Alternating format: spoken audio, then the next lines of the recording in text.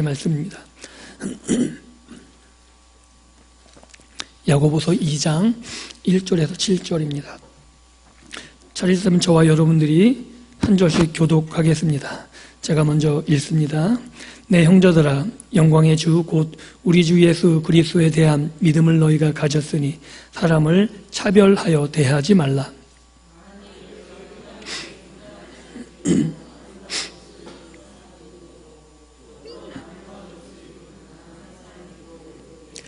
너희가 아름다운 옷을 입은 자를 눈여겨보고 말하되 여기 좋은 자리에 앉으소서 하고 또 가난한 자에게 말하되 너는 거기 서 있든지 내 발등상 아래에 앉으라 하면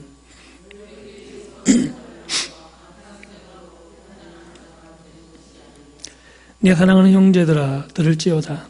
하나님이 세상에서 가난한 자를 택하사 믿음에 부요하게 하시고 또 자기를 사랑하는 자들에게 약속하신 나라를 상속으로 받게 하지 아니하셨느냐.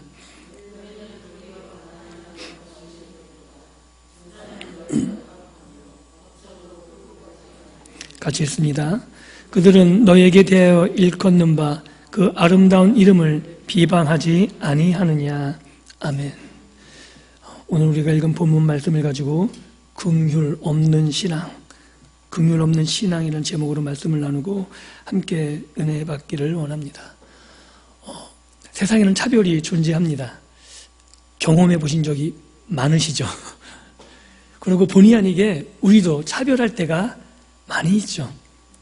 그것이 가까운 사람에게든 아니면 나하고 별로 관계없는 사람에게든 차별은 아마 우리 주위에서 수시로 일어나는 것 같습니다.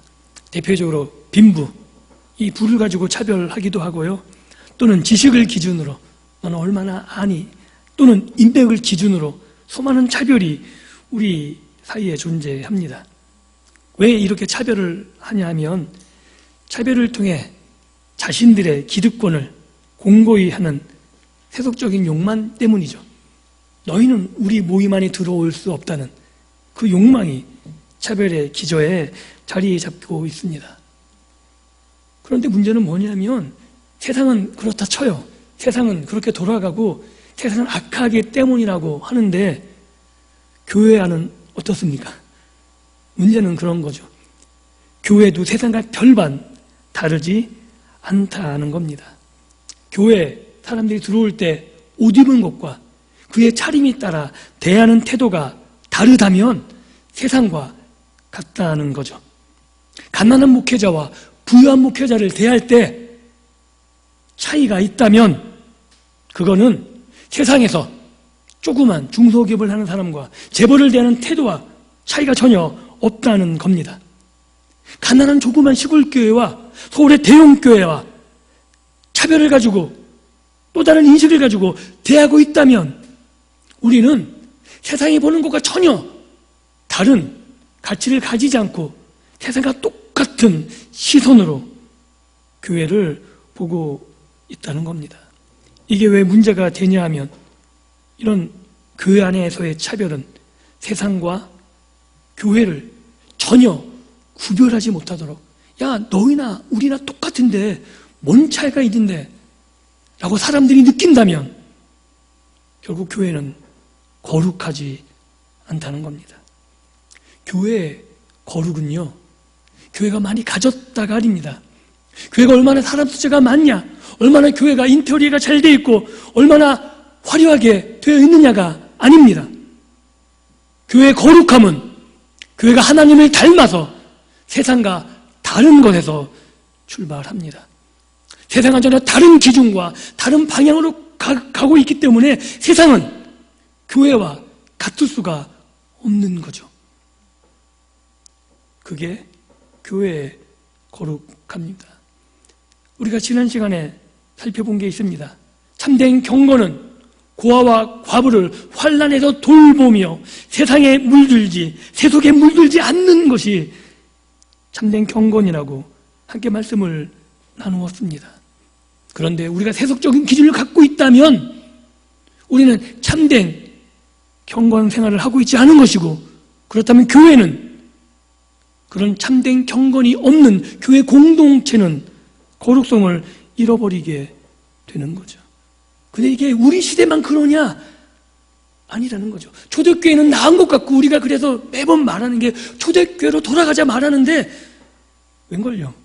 초대교회도 똑같았다고 야고보 사도가 지금 자신의 편지를 읽는 초대교회 독자들에게 경고하고 그들에게 말하고 있는 거거든요. 그런데 이것이 교회에만 해당되었느냐? 아닙니다. 이 서신을 쓰고 있는 야고보도 똑같았습니다. 왜냐하면 야고보가 예수님의 동생이거든요. 그런데 예수님이 사역했을 당시, 공생의 당시 예수님을 붙잡아서 집으로 데려가려고 그랬어요. 왜? 정신병자 같거든요. 자기가 하나님이라 그러니까 속된 말로 이런 미친놈이 있나? 어떻게 감히 하나님을 빙자해? 그랬던 야고보입니다. 야고보만 그랬을까요? 하나님의 백성이었던 유대인들, 그들은 예수님을 외모로 판단했고 예수님을 하나님의 아들로 인정하지 못했습니다.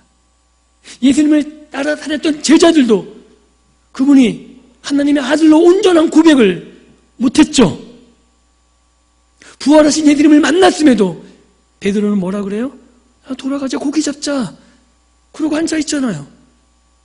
그런데 그들이 무엇을 배워서 경험해서 아니면 뛰어난 판단력으로 아니면 의지의 결단력을 가지고 돌이킨 게 아닙니다. 부활하신 예수님께서 그들의 눈을 띄워주시는 거죠.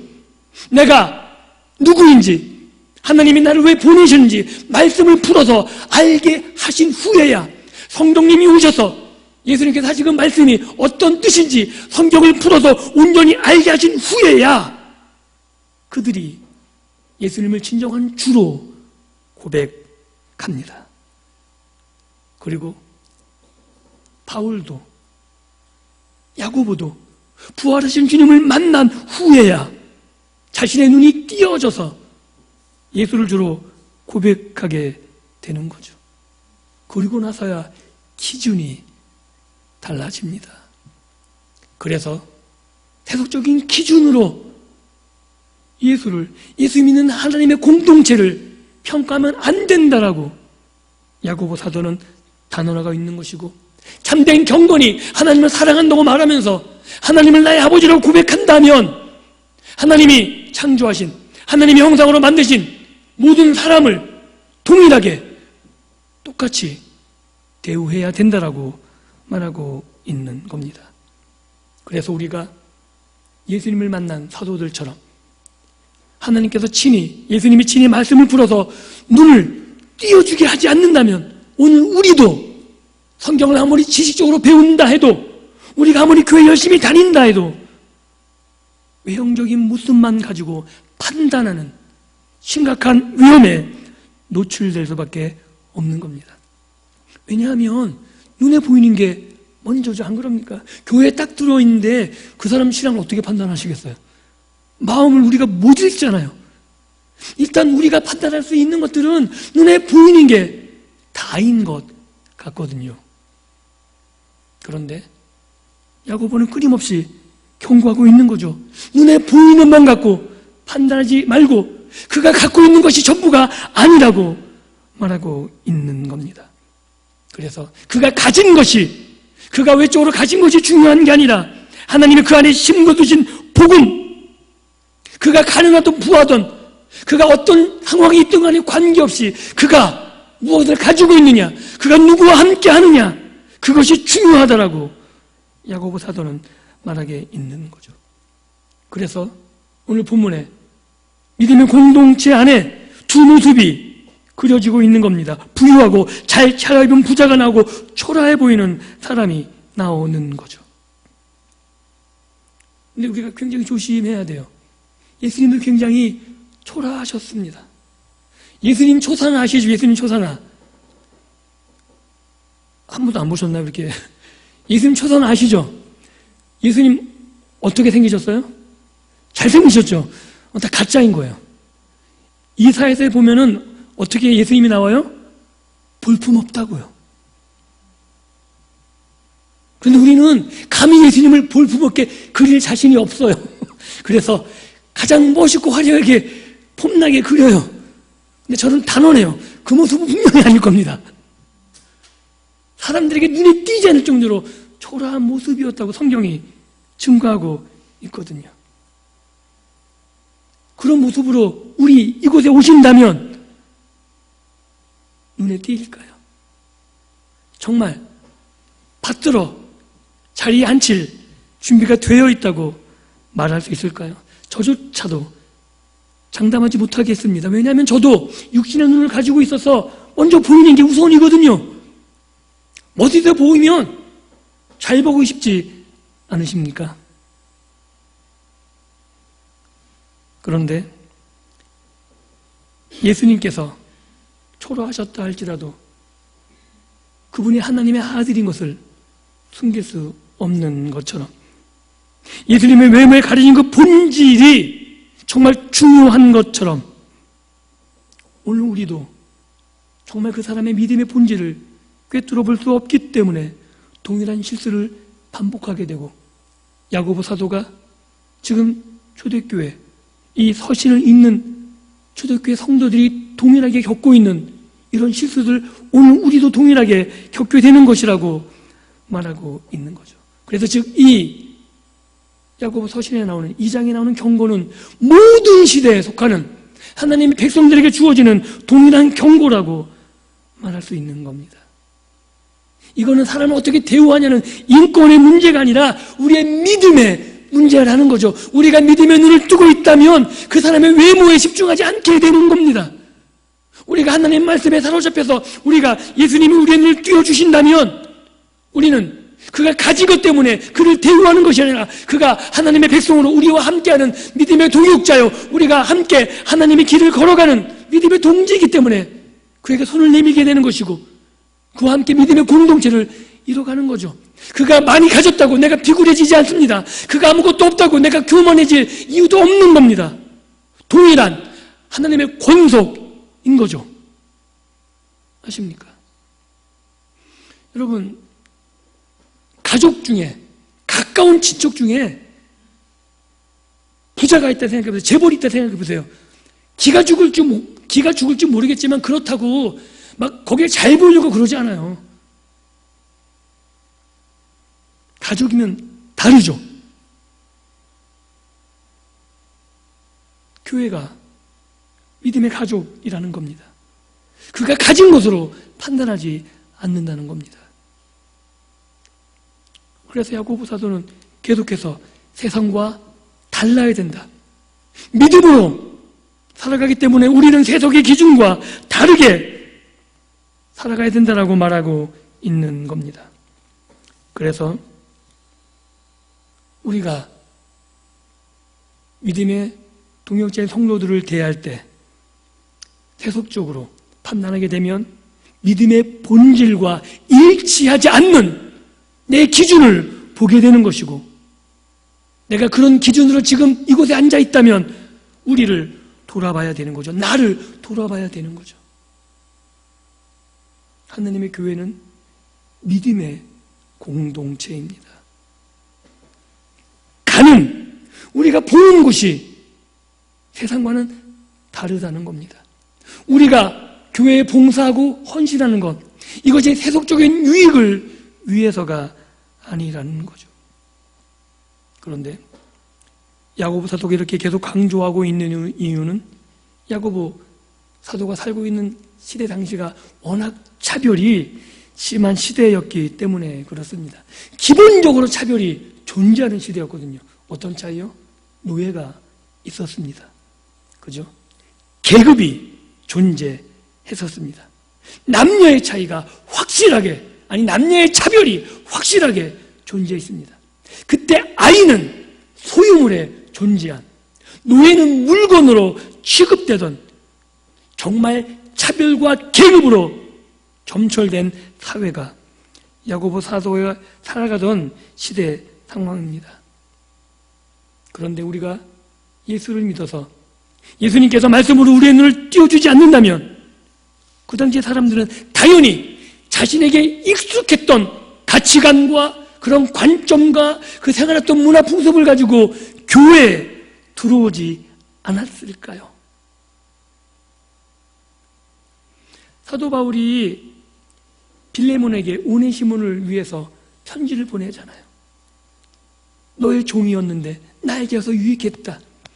그런데 내가 너에게 보내서 너에게 이 오네시모가 진정한 자유인으로 우리에게 필요한 동역자로 세워지기를 원한다라고 보내요.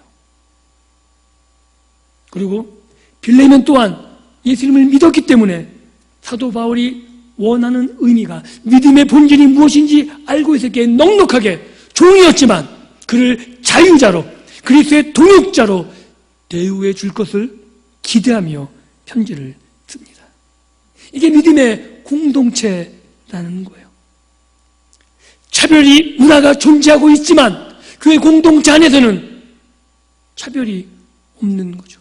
왜냐하면 하나님의 형상으로 닮은 동일한 믿음의 권속이기 때문에 그렇습니다. 그래서 선입견을 가지고 차별하는 것이 아니라 외모나 가진 것이 아니라 믿음으로 받아들여야 되는 거죠. 그래서 교회의 직분 장로를 세울 때 가진 것이 아니라 그의 외모가 아니라 믿음이 기준이어서 교회의 권속들을 돌아볼 그러한 연장자들을 교회의 장로로 세우게 되는 거죠. 믿음의 동역자들에게 존경받는 믿음의 본이 되어주고 교회를 돌아보고 성도를 돌아볼 수 있는 그런 사람을 교회의 장로, 정확한 그 의미, 나이든 그 나이가 믿음의 연륜으로 장로를 세우게 되어 있는 겁니다. 기준이 뭐라고요? 믿음이요. 세상의 다른 어떤 기준이 아니라 예수 그리스도를 믿는 믿음으로 세상에서 핍박과 공고함과 어려움이 있을 때 말씀으로 위로하고 세우고 함께 동일한 길을 걸어갈 수 있도록 격려하고 앞서가는 연장자를 장로라고 말합니다. 그렇게 교회가 믿음으로 세워져 가는 거죠.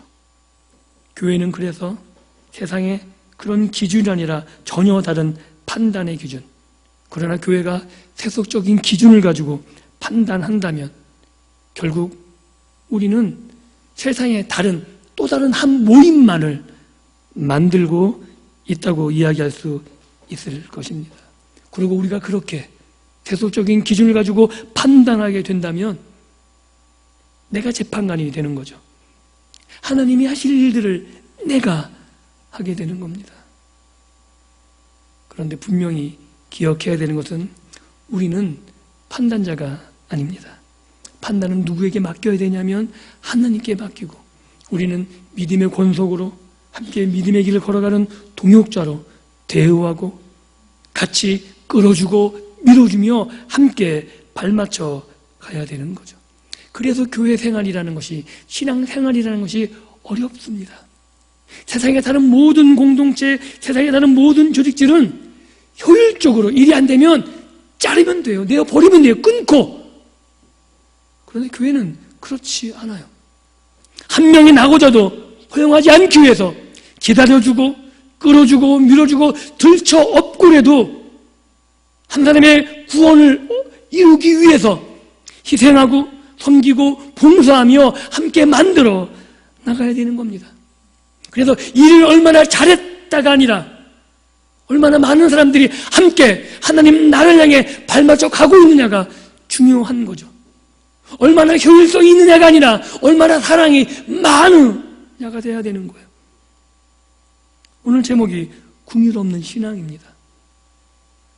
그런데 성경에서 원하는 것은 좀 더디더라도 효율성이 좀 떨어진다 할지라도 사랑의 마음을 가지고 긍휼을 가지고 품으라는 겁니다.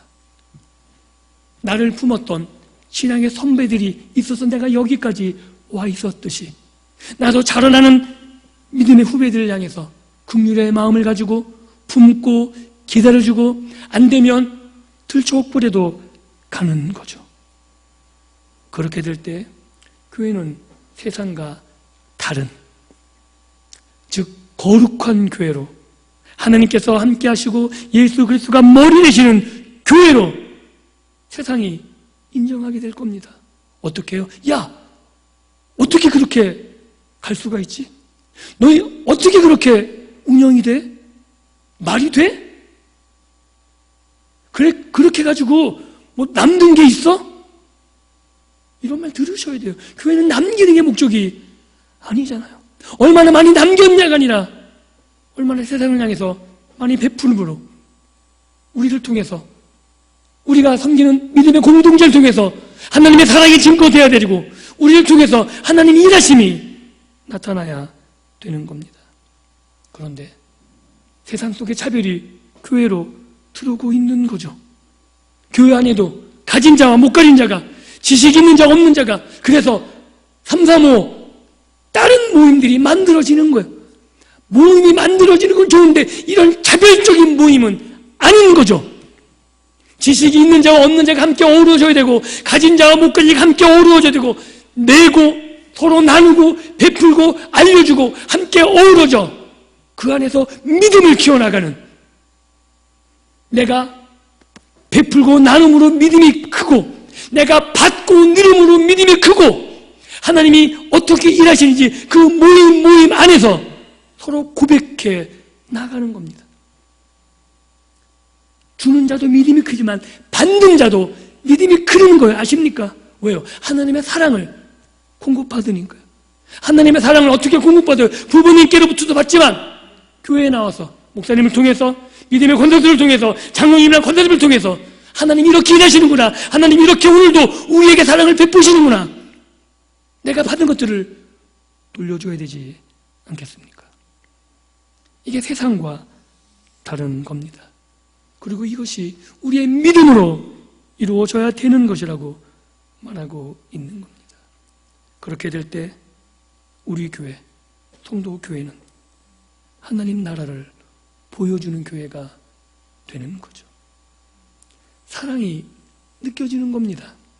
이곳에 오면 그 어떤 곳에서도 받지 못한 그 사랑을 대가 없이, 뭐 바라는 거 없이 주는 거죠. 그리고 그 사랑을 받으면 알게 되는 겁니다. 하나님이, 예수님의 사랑이 이런 것이구나. 이 사랑은 오로지 교회로만 보여지는 것이고 나타나는 것이고 교회에서만 경험할 수 있는 것입니다. 그것이 구별됨이고 그것이 교회의 거룩이라고 오늘 야고보 사도는 초대교회, 이 편지를 읽는 독자들에게 강권하고 있는 겁니다. 세상과 전혀 다른 새로운 공동체의 모습, 예수님이 우리의 눈을 띄워주셔서 전혀 다른 가치로 판단하며 나눠주고 베풀어도 전혀 억울하지 않은, 이곳에 들어와서 받기만 하는 것이 아니라 받은 것을 다시금 흘려보낼 수 있는 믿음과 사랑의 공동체, 이 사랑의 공동체를 꿈꾸시면서 예수님께서는 자신의 몸을 내어주셨고 자신의 몸을 통해서 구원받은 새로운 믿음의 공동체를 이 땅에 일으켜 세우셨다고 성경은 우리들에게 말하고 있는 겁니다. 이게 교회의 존재 이유입니다. 우리가 몸담고 있는 교회, 통도 교회는 하나님과 하나님 나라를 세상에 드러내고 보여주는 거죠. 한번 얼굴 좀 보시겠어요? 얼굴이 보면 웃긴 일이 떠오르시나요? 교회에 들어와서 성도님 얼굴 딱 마주치면 뭐 거룩한 이런 게 안 떠오르세요? 서로 막 하나님 이렇게 막 느껴지셨으면 좋겠습니다. 여기 오면 내가 사랑을 충분히 받고 있다고 경험 안 하십니까? 그러셔야 되는 거예요. 내가 여기서 사랑을 경험 못 하는데 누굴 데려오고 싶겠어요? 제가 주일학교를 담당하면서 고민이 뭐냐면 애들이 저거니까 재미가 없잖아요. 애들이 안 데려오려고 그래, 재미가 없다고. 이게 숫자의 한계거든요. 그래서 사랑을 공급받으면 데려오고 싶어 해요. 재미는 없지만. 그래서 안 나오지 않고 나오는 게 감사하지. 그렇죠? 근데 애들은 그러다 치는데 다 큰 우리 맞아 그러면 안 되잖아요. 재미없다고 안 나오실 거예요? 아니에요. 사랑받으면, 이곳에서 사랑을 경험하면 데려옵니다. 근데 어떻게 만들어요? 나부터 하는 거죠. 내가 베풀고 나눔으로 사랑의 공동체를 이뤄갑니다. 기대하면서도 그 기대를 내가 충족하는 것을 먼저 할 수 있기를 주님의 이름으로 축복합니다. 그렇게 새롭게 된 공동체가 세상을 이깁니다. 세상은 피라미드 구조예요.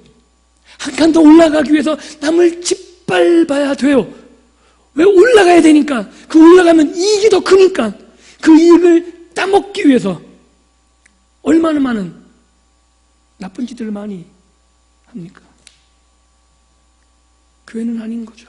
집사가 되기 위해서, 장로가 되기 위해서 누굴 짓밟아야 되는 건가요? 아니잖아요.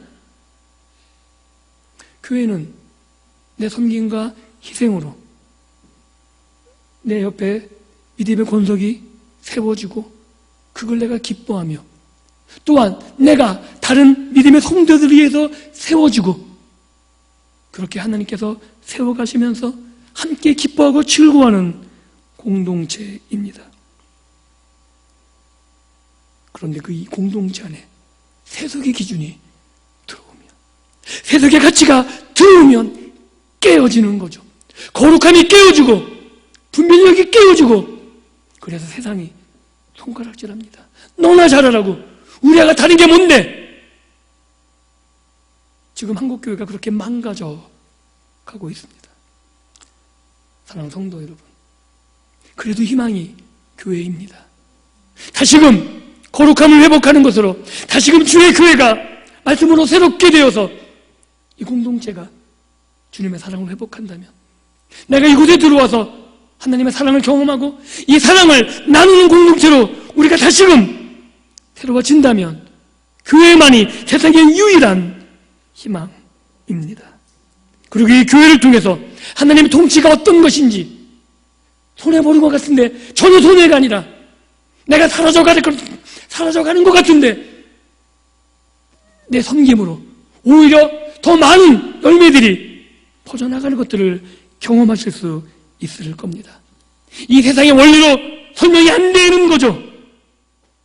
그런데 그것이 열매로 드러남으로 말미암아 하나님께서 일하심이 보여지는 겁니다.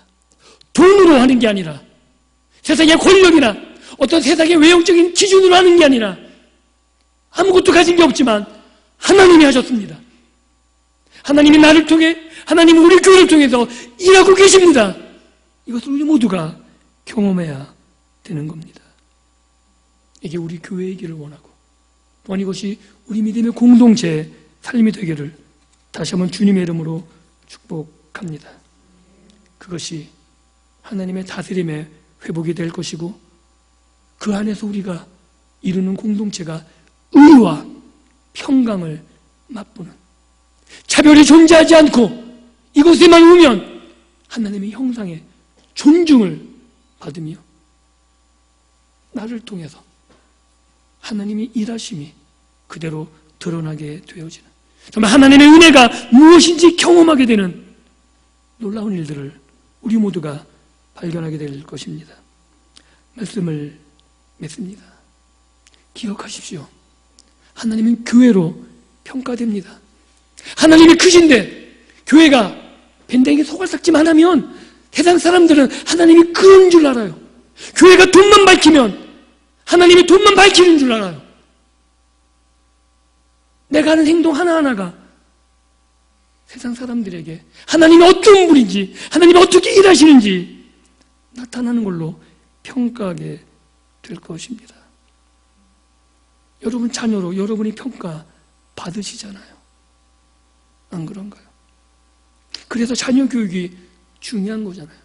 자녀의 인격이 그들을 어떻게 가르쳤냐에 따라서 부모의 평가가 달라집니다. 하나님은 보이시지 않습니다. 누가 보여요? 믿음의 공동체인 교회가 보입니다. 그 세상은 교회를 통해서 하나님을 보게 되는 것이고, 교회에 속한 믿음의 공동체인 저와 여러분들을 통해서 하나님이 어떤 분인지, 정말 하나님의 사랑이 많은 분인가, 정말 예수가 우리를 위해서 희생한 분인가를 보게 되는 것입니다. 그래서 우리가 세속적인 기준이 아니라 믿음의 기준으로 살아가게 될 때 하나님의 말씀으로 우리가 새롭게 눈이 띄어져서 세속적인 가치와 기준이 아니라 믿음의 기준을 가지고 사람들을 대하며 그들을 섬기게 될 때 세상은 다시금 교회가 거룩한 교회임을 알게 될 것이고 보게 될 것이고, 그 교회가 이 땅의 소망임을 그들도 고백하며 예수 그리스도 앞에 나오게 될 것입니다. 이 사실을 기억하시고,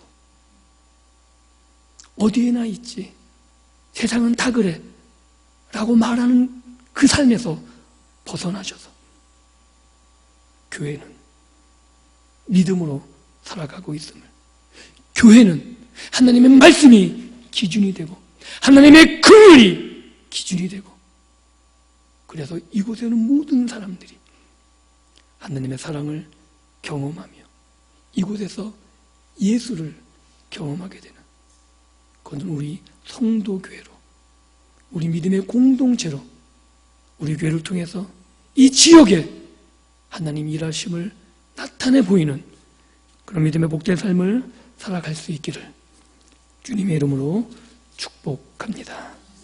기도합니다.